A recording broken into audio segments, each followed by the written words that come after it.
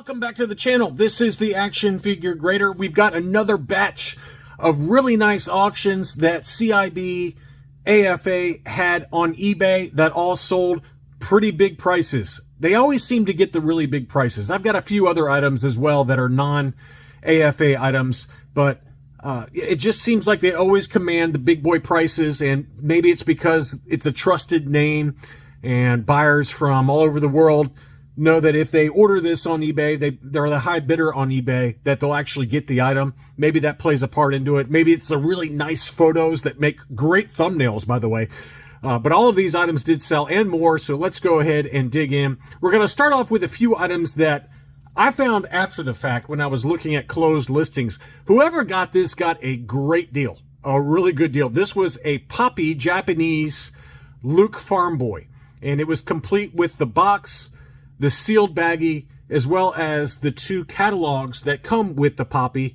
And, you know, yes, there is a slight tear on the box up here that you can see, but in general, this particular Poppy is known to be very pricey. I can't remember what the AFA 80 or 85 sold for on Hakes last year, but it was a lot of money. This is one of the more expensive ones. This one and Vader are two of the more expensive Japanese Poppies. So this one sold one bid for $899.99. So I don't know if they had a buy it now price of $899 or if there was a starting lower bid price, or maybe the buyer made an offer. I don't know. If you happen to be the one that got this for $900, that's a really good buy, though. It's very, very tough to find this particular character 100% complete with the box. So congrats who got that one.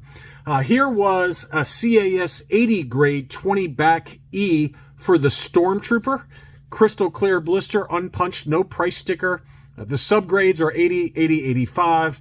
And this one was recently graded February of this year.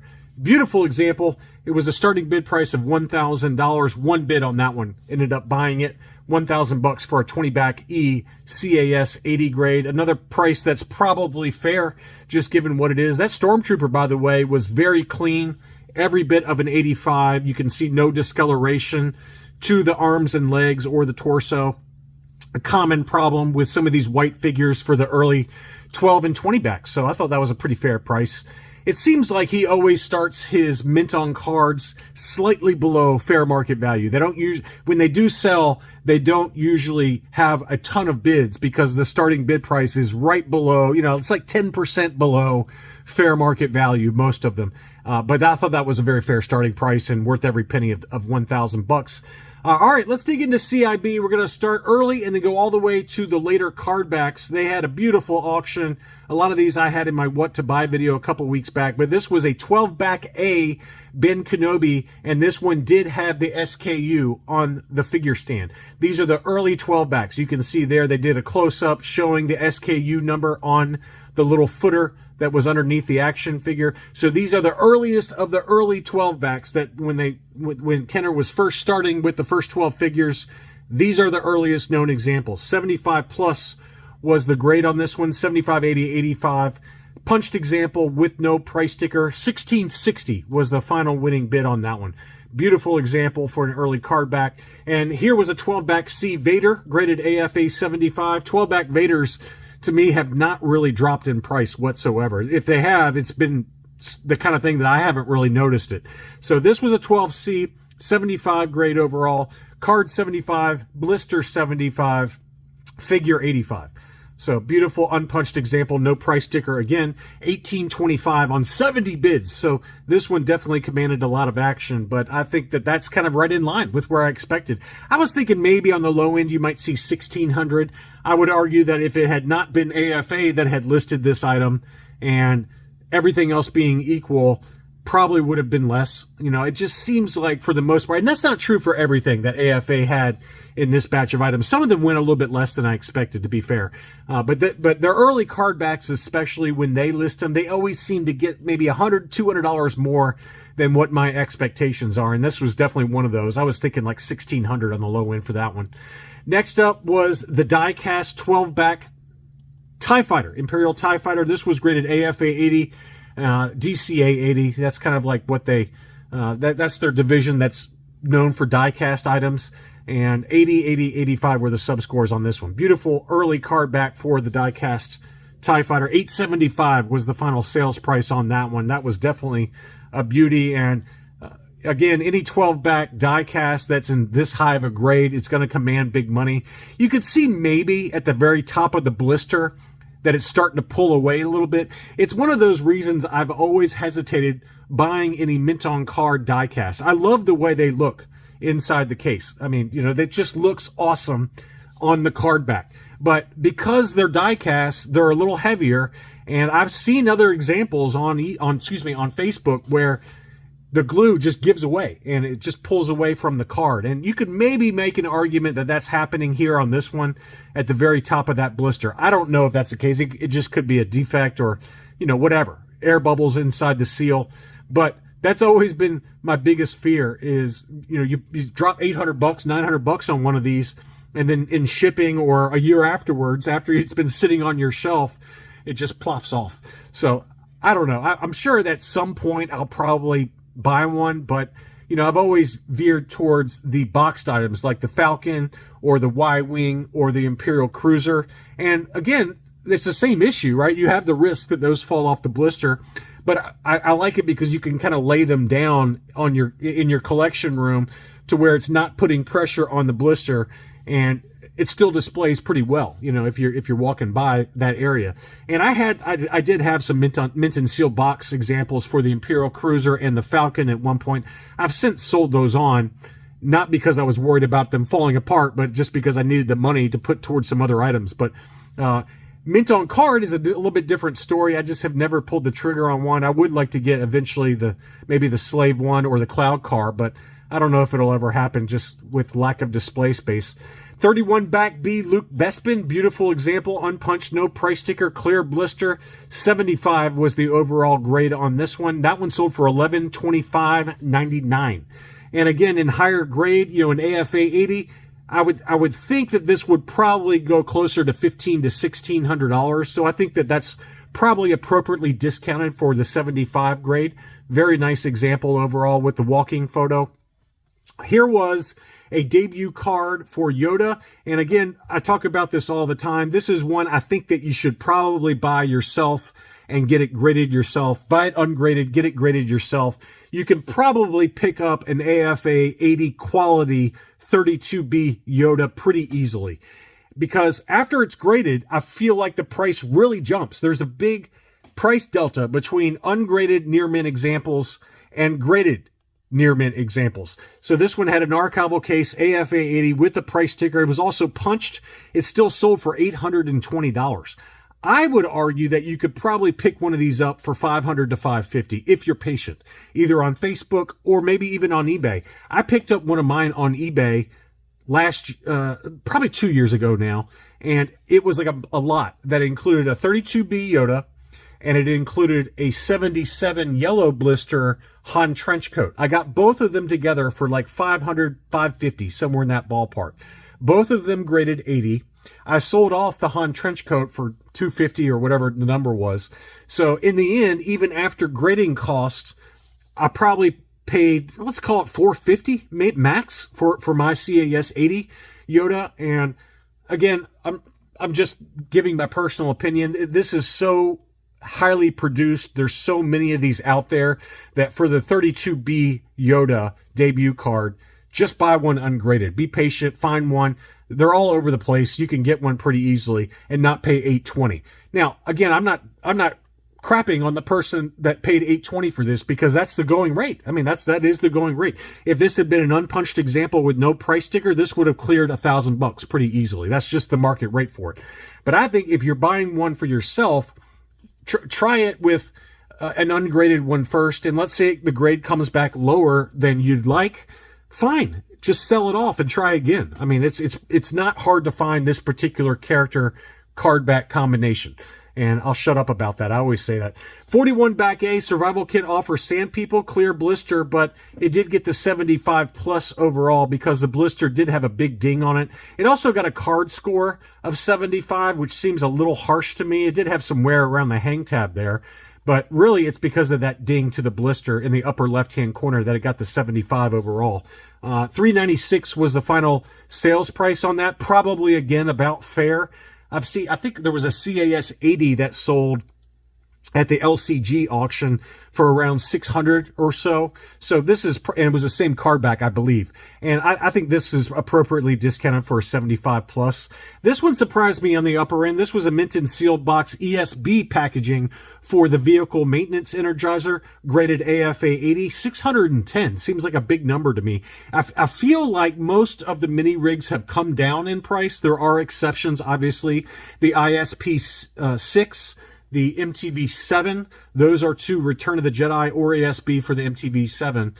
Those can be particularly pricey, but the vehicle maintenance energizer, I feel like either on the Return of the Jedi or ASB, usually goes, let's say 100 to 150 ungraded, maybe 200 to 250 ungraded for the ESB mint and seal box, but 610 was a big number. I was a little surprised it went that high. Next up was the Wampa. This was mint and seal box, no fold on the flap there for the Wampa AFA 80. $798 was the final winning bid on that one. I think that price was very fair, probably in line, if not even a little low. I would think that potentially this could hit $1,000 sometimes. The Wampa, though, I think to find one in this clean and condition, that is one I would buy graded. It's really tough to find this one this clean ungraded. It just never happens, at least based on my experience. So $798, if you're looking for one of those in high grade or near mint, to me, that's okay to pay $798 for one already graded, just because of how difficult it is to find one without a crease on the flap. Next up, let's dig into some more mint on cards. This was the transition card for the Hoth Rebel Commander. Obviously, the 48 back free Nyanum offer. This was a punched example with the target price sticker. $580 was the final sales price on that. I think when I made my what to buy video a couple weeks ago, it was hovering around $200 to $250, and it jumped a lot. $580 was the final sales price, but again, it is a transition card, AFA 80 plus, a character that you don't see that often on the 48 back, so I could see paying that, quite honestly, if you're into the Rebel Commander. And cheers to that one. See if you got that reference.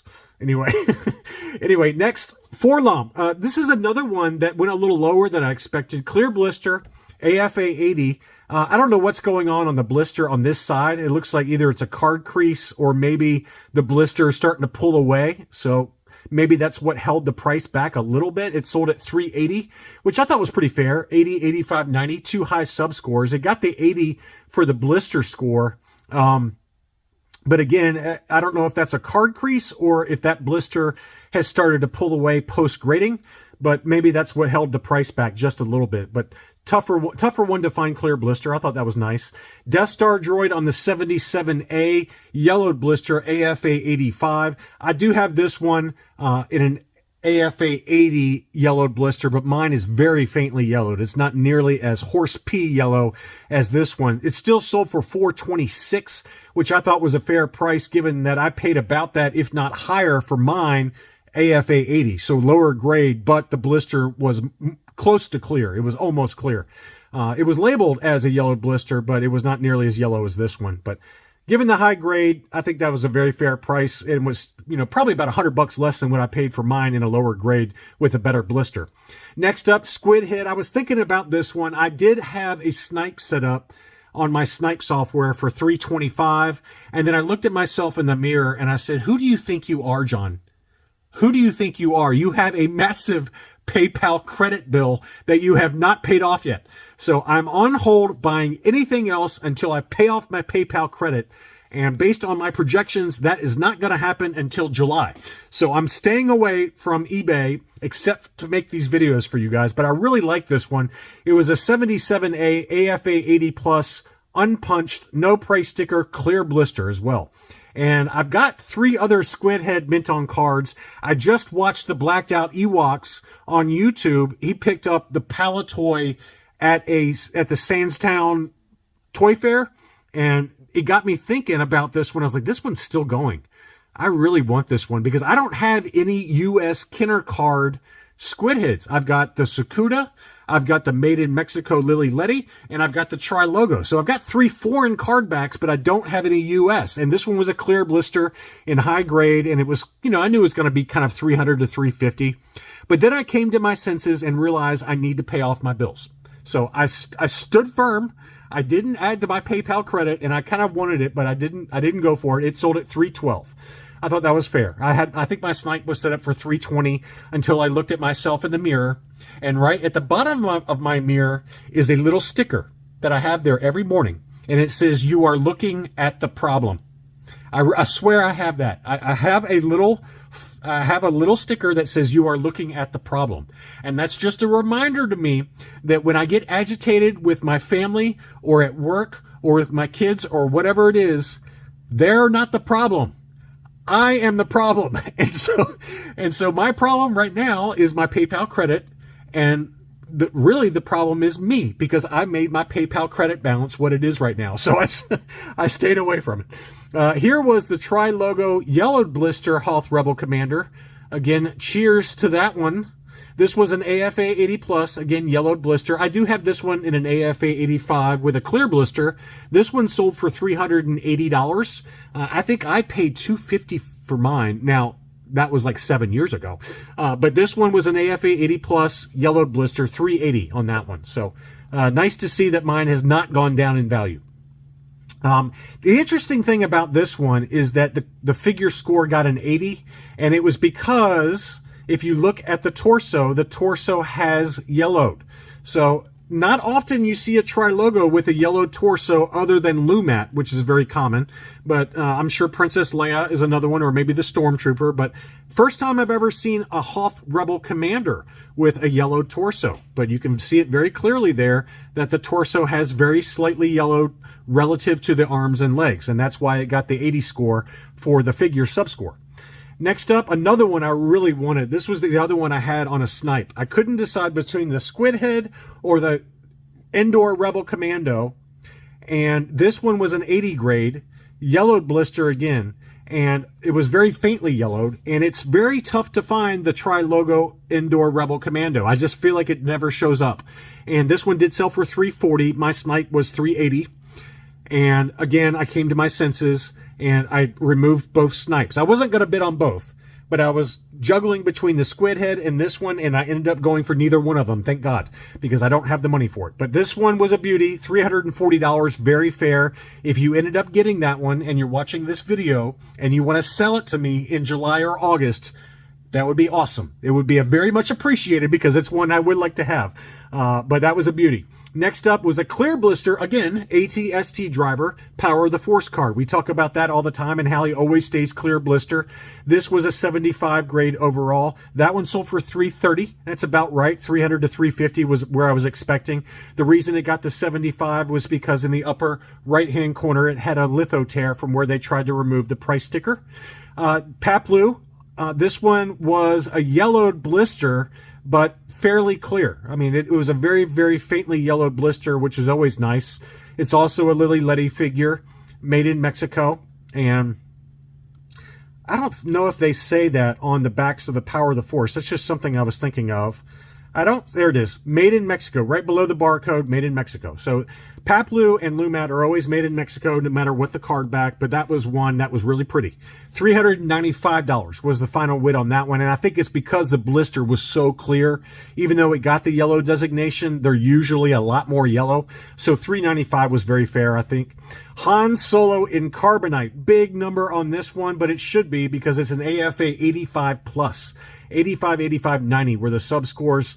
Unpunched, no price sticker, about as good as it gets right there. That was a beauty. $1225.99 was the final winning bid on that one. And then just to show you how much grade can affect the price, this was a CAS 70 grade for the exact same item, and that one sold in a buy it now for $695. A little over half of, a little more than half, 40% off of what this one sold for. My brain is not working. Sorry. It's a little, I need some coffee. Okay. My brain is not working. $1225 for the AFA 85 plus. And then the CAS 70 was $700. So about $500 or $600 less. Anyways, just I thought it was an interesting comparison since both of these sold right around the same time frame. As always, thank you for watching. Please leave me a like if you enjoyed this video. I will be back very soon.